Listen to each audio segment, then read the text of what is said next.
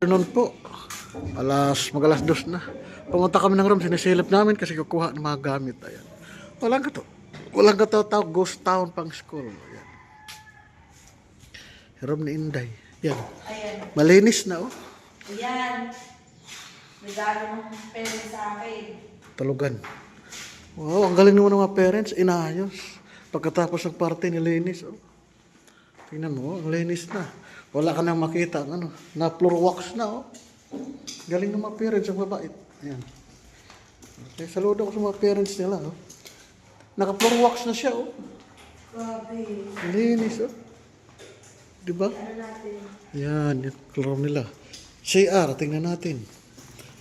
Ayan, malinis ang CR oh. Ayan, walang amoy. Ayan, yan yung school, room nila. At least, sipag yung mga magulang.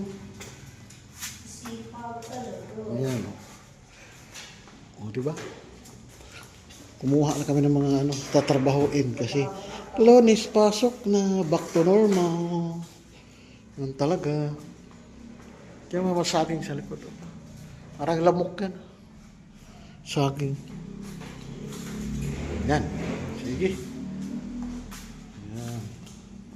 Kayo mga teacher dyan, naayos yung mga room nyo, nalinis na, wala na mga sabit ng mga Christmas decor, dito linis na. Yan.